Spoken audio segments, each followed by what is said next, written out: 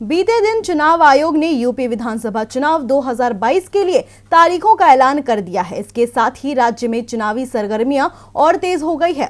अब इसी बीच सुबह सपा प्रमुख ओम प्रकाश राजभर ने योगी सरकार पर तंज कसते हुए बीजेपी को आड़े हाथों लिया है। चुनावों का ऐलान हो चुका है, जिसके मुताबिक यूपी में 7 चरणों में चुनाव संपन्न कराए जाएंगे। चुनावों के ऐलान के बाद से यूपी में चुनावी हलचल और ज्यादा तेज हो गई है। साथ ही अब सभी 5 राज्यों में आदर्श आचार संहिता लागू हो गई है, जिसके चलते अब सरकार के हाथ भी बंध चुके हैं और अब वो किसी भी तरह की सरकारी घोषणा, लोकार्पण और शिलान्यास नहीं कर सकती। इसी बीच कभी बीजेपी के सहयोगी रहे दलों ने भी बीजेपी के लिए मुश्किलें पैदा करना शुरू कर दिया है। दरअसल सुबह सपा अध्यक्ष राजभर ने कहा कि बीजेपी के पास वो 2017 में बहुत उम्मीद के साथ आए थे, लेकिन उसने हर चीज को जुमला बना दिया। आपको बता दें कि सुहेल देव भारतीय समाज पार्टी के अध्यक्ष ओम प्रकाश राजभर आगामी विधानसभा चुनाव के लिए सपा के साथ गठबंधन कर चुके हैं, जबकि पिछली बार वो बीजेपी के साथ थे।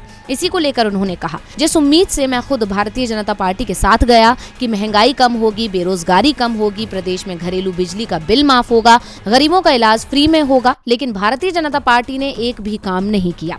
सामाजिक न्याय समिति की रिपोर्ट को लेकर 2 बार लखनऊ में पंचायत हुई, अमित शाह आए, हमारी पंचायत हुई, लेकिन ये लोग जुमला बना करके रखे। इसके अलावा राजभर ने कहा कि उन्होंने सब मुद्दों की वजह से ही अखिलेश यादव के साथ गठबंधन किया है। वर्चुअल रैली को लेकर राजभर ने कहा कि बीजेपी कुछ स्ट्रांग नहीं है। उत्तर प्रदेश में जातिवार जनगणना कराने के लिए, सामाजिक न्याय समिति की रिपोर्ट लागू कराने के लिए, एक समान और फ्री शिक्षा के लिए और देश में अमन चैन कायम करने के लिए अखिलेश के साथ जनता खड़ी हो चुकी है। राजभर ने तो दावा कर दिया, अब देखना होगा कि राजभर के ये दावे कितने सही साबित होते हैं।